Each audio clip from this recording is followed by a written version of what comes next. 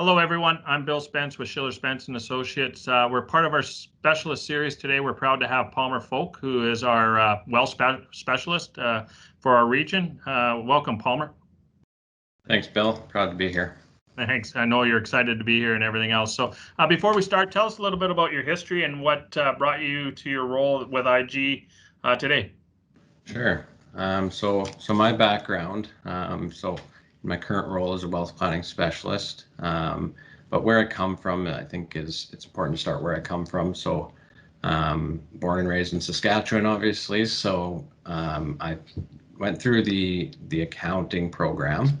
So I actually have my CPA. So I went through and articled at an accounting firm here in Saskatoon. So that gives me a little bit of a different background. So it brings me in from a bit of a tax angle, and I focused on investment accounting there.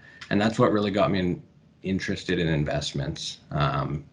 So on that side of things, I got to see how investments got accounted for, which was very important to see the back end of things. And then that led me over to IG, where I am today. And I've been here for 3 years now. So that is kind of my role. I'm also a CFP, so a certified financial planner as well, along with a CPA. And I completed my master's program in professional accounting at the U of S as well. So that's a little bit of short background of mine. But yeah, so that's kind of where I come from. Wow. I'm glad I don't have to list all my acronyms behind my name because it sounds like you're pretty well established. So that's awesome, and proud to have you as part of our team. And I know we work closely with a lot of our business owners and, questions that may arise about tax, about investment opportunities and so on. So one of the things we're going to start with is over the last couple of years, I know working with IG Wealth Management, formerly Investors Group, we're majority known as an IG fund company, and we've made a lot of changes in that sense. So the first thing we're going to talk about is the implications of an IGAA account.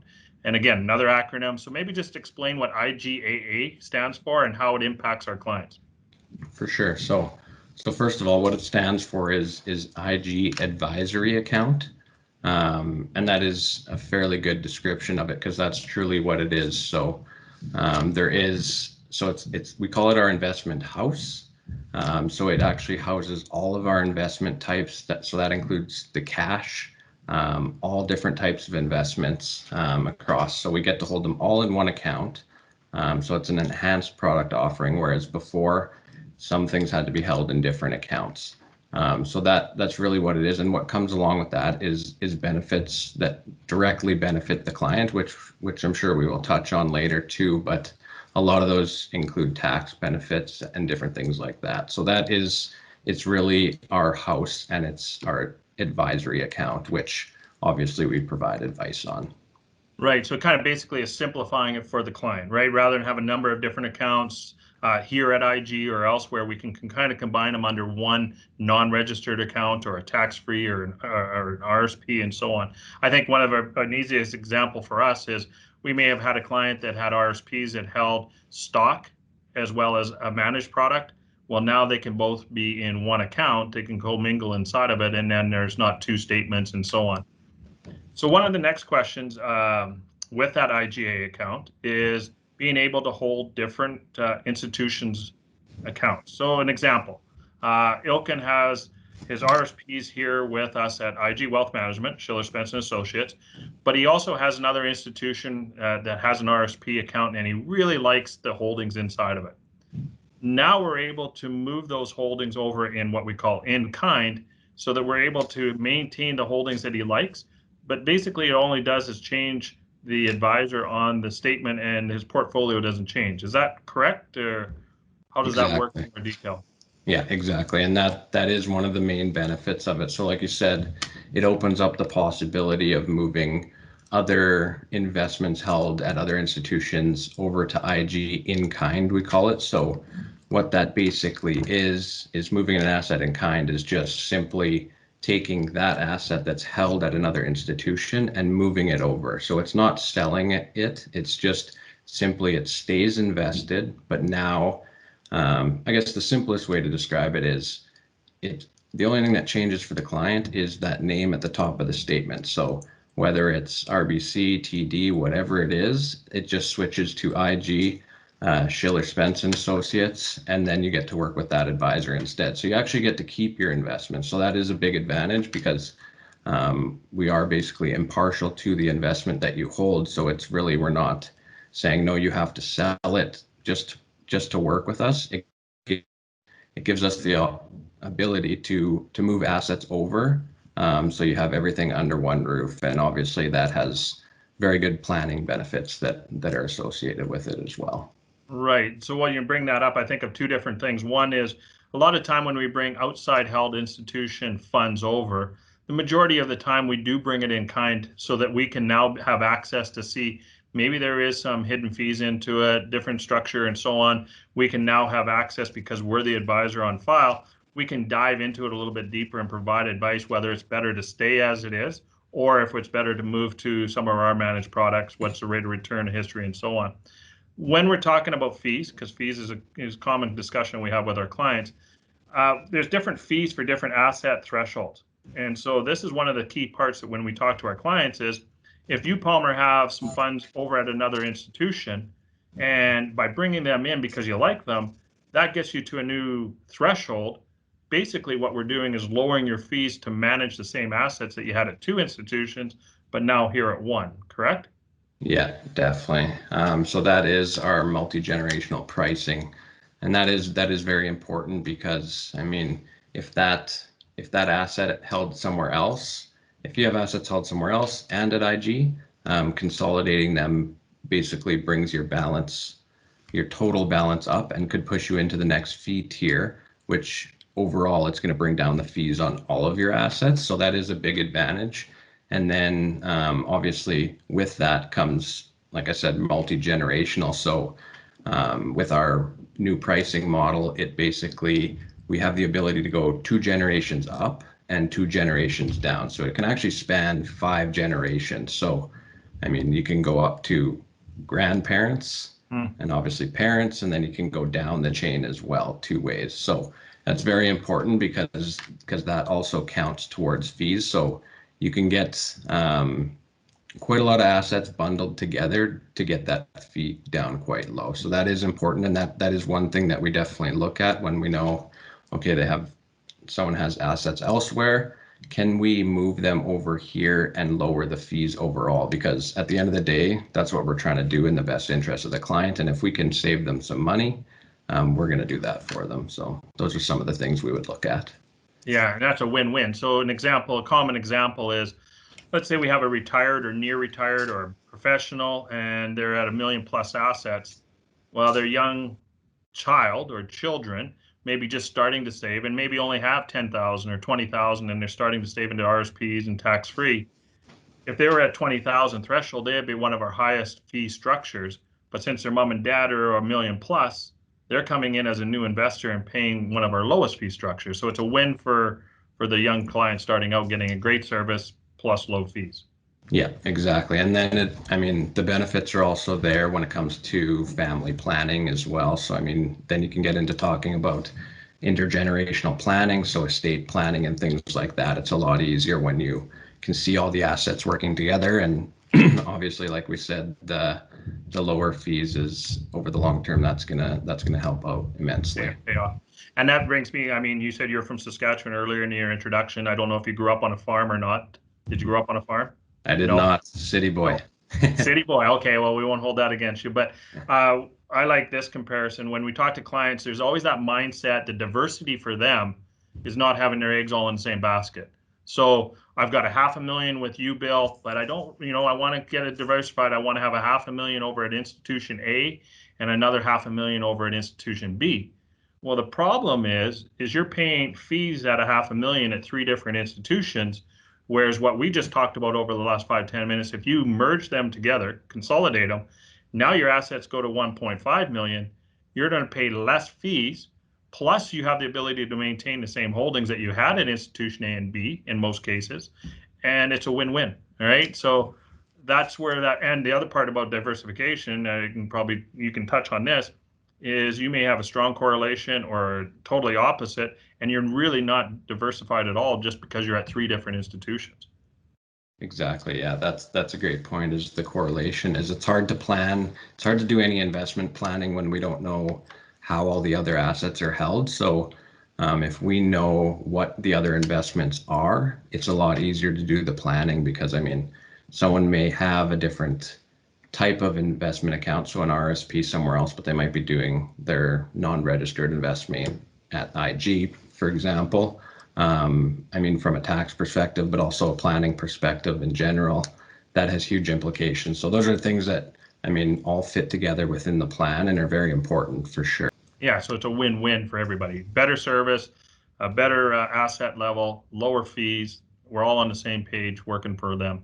I guess we talk about fees a little bit throughout that conversation. So what I want to talk about now is the different fees that a client may see when working with Schiller Spence and Associates. So the two common ones are advisory fees and MERs, management expense ratios. Do you just want to touch on them briefly and say what's covered under advisory fees and what is MERs? Because a lot of people think when they see advisory fees, well, I work with Schiller Spence and Associates, and advisory fees is going directly to Bill and Miles and his team.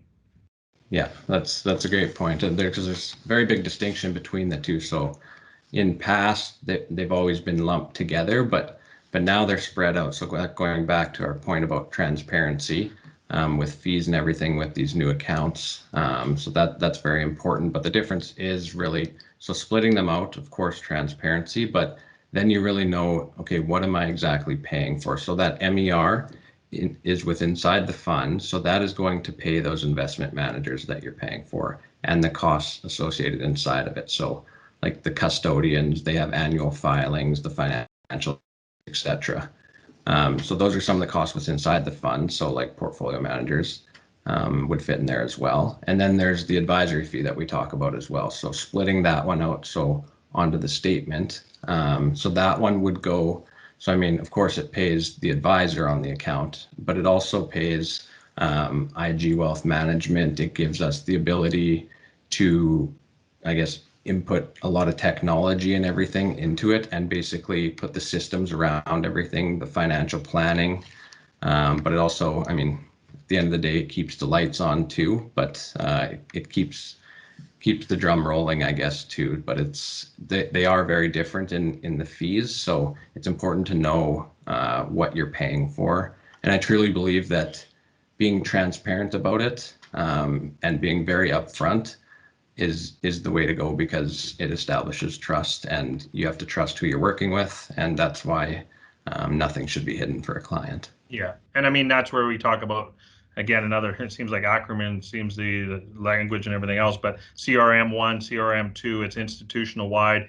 For our clients, they see that on their statements. They see what they're paying for advisory fees, and as we came through at end of a calendar year, on their end of their statements, you're able to take your advisory fees to your accountants, and in your non-registered accounts, be able to write that off as a tax benefit. So whenever we're talking to our clients, we talk about here's our fees.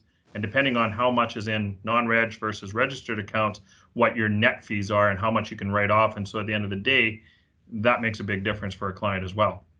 Exactly. And before, like I was talking, they used to be bundled before into the whole fee used to be bundled into the MER, whereas now it's split out. So before nothing was deductible on non-registered accounts, but now since it's split out into that advisory fee, that becomes deductible for non-registered accounts. So that is a very important point when you are dealing with non-registered money for sure, because it makes And a huge difference. makes a difference. And so if you haven't, from a tax specialist area, Yeah. if you haven't been taking your non-registered advisory fees, and I think it came about in about 2017, I believe that you could start. So if you haven't been doing that and you're listening today, you can take those statements to your accountant and they'll be able to take back and recoup some of those fees and work for this year's tax season, correct? For sure, yeah. So I mean, if you have had advisory fees in the past, obviously, and you haven't been deducting them, maybe you do your taxes yourself and you haven't been putting that on your tax return, whether it's personal tax return or corporate tax return. So I mean, yeah, of course you can definitely go back and amend the return and get that deduction for the fees. So I would encourage you definitely to do that. I mean, it's at the end of the day, it's more money in the client's pocket. So to me, that's important. So, I mean, you're entitled to the deduction. So going back for sure, I would encourage clients to definitely go back and gather that. If CRA is allowed to use it, better use it. More money in your pocket's a better situation than to give it to our buddies down east, that's for sure. So Palmer, as we talk about fees, one of the most common fees that I remember when I started back in 2011 and competitors and clients were concerned about it, and just we had to discuss with our clients was what we call DSCs, deferred sales charge. So when you had money in such a deferred sales charge, if you pulled it out for a need or if you transferred it to another institution, the client was charged with a fee. I'm very happy to say that in 2016, head office came out and said, we're abolishing DSC fees. So can you tell the clients or to our audience, is there any fees with money coming into IG and how does it work for them? Yeah, for sure. And that's definitely a big change that IG made is getting rid of DSCs. So what that is basically switching to a no load product. So a no load being there's no fees to sell it. So you put it in one day and you sell it the next, there's no fees attached to that. So there's no sales charge on that. So what it really does is basically your money is your money. If you need that money in a month from now, you're not restricted in terms of fees to pull it back out.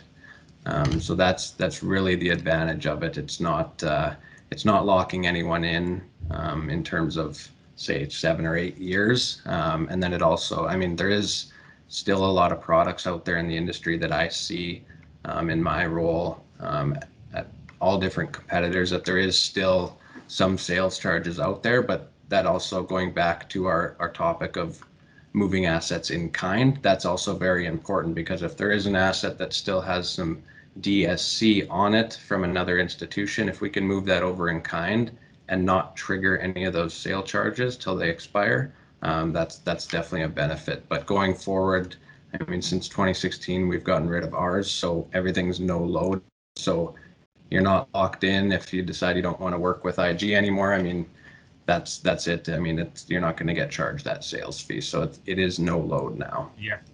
Next question is, I know for our team, when I merged with Miles back in 2016, one of the first things we did was make the decision to move from MFDA license, Mutual Fund Dealers Association, to IROC license. I joked that we didn't know the amount of courses that were involved in it, but surprise, surprise, Bill did pass all of them, and now I am IROC licensed, so kudos to me. But one of the things we did then is reposition our clients' portfolios to two main asset managed accounts. It would be iProfile, which is a pooled investment. And the other one we talk about with our clients is SMAs or separate managed accounts. Maybe just touch on those two and what the benefits are. And we'll start with iProfile if you want to just touch on it and the different global asset managers that work inside of it. For sure. So iProfile, like you said, is pooled investments. So those are investment pools. So what the theme is there is those are managed by portfolio managers. So that's not actually managed in-house at IG. So it's actually third-party managers managing each pool. But even further than that, there's different mandates within each pool. So it's not just one manager per pool. So for example, you have a Canadian value mandate, but you also have a Canadian growth mandate. So there's different mandates within each pool and each has a different manager. So our manager selection process is we get to choose the best managers for the job. So as IG, we get to hire the best manager for that mandate. So whoever proves to be the best in that area, we get to hire them for that. So that's important because that correlates with performance, of course. But another important point, I think, is that we do use some of the biggest asset managers in the world as well. So, for example, we do have BlackRock managing a fair chunk of the iProfile program. And to give you perspective, their assets under management as a firm. So BlackRock has, I think, at the end of 2019, they had about $7 trillion under management, which, I mean, that is a very large sum of money. So, I mean, they're not small asset managers. They know what they're doing. They have the technology. They are clearly very good at their job. So we have a good trust in them. Before you go to SMAs, one of the things that I like to point out with our clients is when we move to that the iProfile pool and having the different asset managers and so on, from a consultant standpoint, we're judged from our clients on several ways, but the two biggest ones is our level of service and our return, right? And for me, I can control the level of service to our clients. How quickly our team gets back to you, our annual meetings, our communication, are they learning anything new? The tough part is return. I mean, we can put them in the right risk tolerance based on their comfort level, sleep factor. But at the end of the day, a lot of people don't know this. I'm not buying and selling for them. I'm handing that asset off to a portfolio manager, and now I'm relying on them to get the best rate possible, or return, over the course of the calendar year. Before, I mean, a mutual fund manager was being reviewed maybe one every 5 years or so. So they could have a couple good years and a couple poor years, but at the end of the day, they stayed on. When we moved to the iProfile, those asset managers are being reviewed on an annual basis. And so if they're not meeting the mandate they were given, they were being let go. And I said, from a consultant standpoint, that's what makes me excited, is they're getting the best return possible, which then results in our clients getting a better return, which then also helps my grow the book. I get happy clients and so on. So from a personal, selfish standpoint, that's why I love iProfile. Yeah. For sure. Yeah, and that's very important too, is, I mean, it's separates that, and it lets them do their job, and it lets you focus on, I mean, exactly what you're supposed to do, is providing that exceptional planning to them. So the financial planning, as opposed to trying to figure out what sector is going to do well, what geographics, like which country is going to do well in relation to the others. And then it just adds a whole nother gamut of information to gather, when, I mean, the focus really is financial planning to add superior value. So we kind of take care of the performance. We know that's taken care of, and then, I mean, get to the fun stuff and the planning, right, and everything. Right. So I touched on the other one, was separate managed accounts, or SMAs. We use this predominantly with higher wealth, high net worth clients. The mandate has to have 150,000 in each of them. There's 7 different mandates. The key part in this, what I tell people is, there's the odd people out there that like to have stocks, right? They want to make money in stocks. They see stocks as the way to grow and see value. With our SMAs, it's separately managed accounts or individually held securities that are being professionally managed. So they're buying and selling inside the mandate. Can you touch on the benefit from a tax perspective of an SMA inside a non-registered account versus me using an iProfile in a non-registered account? What would be the difference there from a tax perspective? For sure. So one of the main things definitely is, like you said, the direct ownership of stocks. So that has benefits of itself. I mean, so you get, with the SMA, you have a dedicated portfolio manager on that account. So it is someone trading those stocks for you and buying and selling them. So you have a dedicated portfolio manager on your account. But more importantly, like you said, the benefits. So what they can do inside of there, they can actually tailor it for tax loss selling, things like that. So, I mean, that's very important. But then you also have, I mean, like I said, there's different mandates. But for example, the Canadian one, using your example of the non-registered, I mean, generating income, if that's a focus of the investor, they can do that as well. So that's the different mandate. And then generating different types of dividends, for example, or just different types of income. They all have different tax treatments. So getting down to it, I mean, there's a lot of tax benefits, but also, I mean, it really is direct ownership in stocks, and you can see those transactions right on your statement. It's not with underneath the pool. Right. And I think one of the things we point out to our clients is an SMA, separate managed account, in your non-registered. Correct me if I'm wrong, but it only has an advisory fee. It has no MER. So you're able to write off all of the advisory fees, whereas if it's in a registered account or so on, you still have the MER and the advisory fee. So there's not as much of a tax savings there. So anytime we can save tax dollars, again, it's a win for our clients. Just to touch on what you said about capital loss harvesting, maybe explain that a little bit more detail for those that maybe don't know what that means. Yeah, so tax loss harvesting generally is, I mean, if someone has gains during the year, come the end of the year, I mean, those gains become taxable in that year. So if there is some losses on the portfolio, within the portfolio, I should say, in your individual securities, those can actually be sold for that loss if there is any, obviously. And then obviously you can apply capital gains against, or sorry, you can apply capital losses against the capital gains to offset them. So it's taking advantage of it in that year as opposed to deferring it, because I mean, obviously paying less tax now is better than in the future. So that is the main kind of idea behind it, is trying to offset gains for the most part in that tax year. So yeah. And you can't do that inside a mutual fund, right? The benefits go back to the actual mutual fund. They don't come to you as a client, right? Whereas in the SMA, the true benefit, the tax benefit, comes back to you, Palmer, as the client, correct? Yeah, exactly. So yeah, it's tailored to the client. Okay, awesome. So Palmer, when we talk about performance, Morningstar is a metrics that goes out and rates different performance of different institutional funds and so on. Can you maybe talk about how in the past IG has done and where we're at today as far as ratings from a Morningstar perspective? For sure.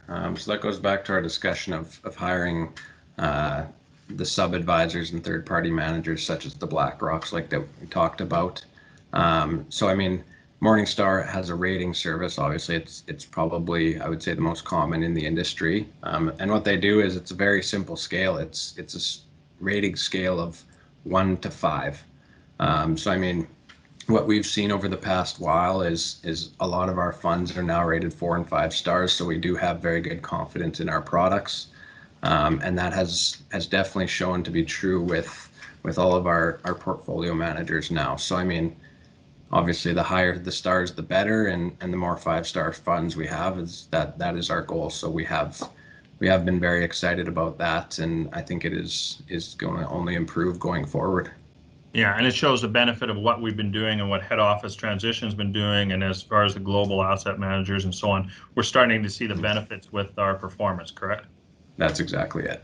Yeah, I just wish when my teachers had that same rating score of 1 to 5, because then it would have been easier to get that 3, 4, and 5 that I got back in high school. My last topic is high interest savings accounts. So again, something new on our shelf. A client, let's say a client has a little bit of fear in the market, or they want access to cash. I mean, everything we have is accessible. It's very liquid, traded in and out back to the bank account.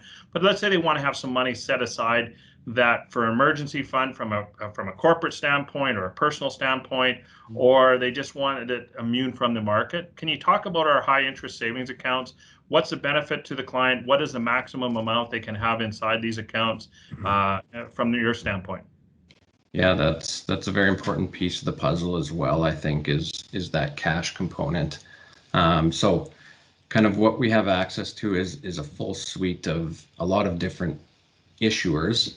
So I mean, we have negotiated premium rates with a couple different issuers. So Equitable Bank, Equitable Trust are our two main ones, and then we also have Manulife as well. But then we also have access to other third-party ones such as TD and RBC and Bank of Nova Scotia. So we do have access to all their high-interest savings accounts as well. So I mean, we can, and the importance of that, I think, is really, I mean, you spread it out between so that you have CDIC coverage. So what that is basically deposit insurance coverage on those accounts, which is a maximum of $100,000 per issuer. So that's the importance of having access to multiple of them, so that they're each covered under CDIC. But like you said, it's an important piece of the puzzle, and I think, I guess, coming from the accounting world and working with a lot of small business owners, professionals, and the like, there is a lot of cash just sitting in corporations and in accounts out there, that people aren't investing or that aren't earning anything on. So I think it's definitely an important piece of the puzzle, because I mean, a bit of interest is better than no interest. So I just for everybody listening, I think from our team, Miles Schiller, myself, Ilkin Hazanzadeh, Jason Mendez is the 4 licensed, and then Denise is our lead assistant. You're an extended part of our team. And so anytime we're doing some of these, you're an email, a phone call away. We actually have you sometimes reach out to our clients if we need to. our prospects or they have questions, we work with you closely on that. It's important to note from a client, we don't replace your accountants or lawyers with any of these conversations. It's more of a service that we're enhancing from our side, and that we will work closely with your accountants and lawyers if there's questions that arise. So we're not here to replace anybody that you have in your business or personal circle, but we're here to enhance it. So I think that's the important thing to maybe end on. I'd like to thank you, Palmer, for joining us today. It's been very insightful. I appreciate your time. If anybody has questions, you can reach out by email, bill.spence@igprivatewealth, pwm.ca. You can see all of our emails on our website. Our phone number that you can reach us at is 780-874-4415. Thanks again, Palmer. I appreciate your time. Thank you, Bill. All right. Okay. Take care. Stay safe. Take care. Thanks.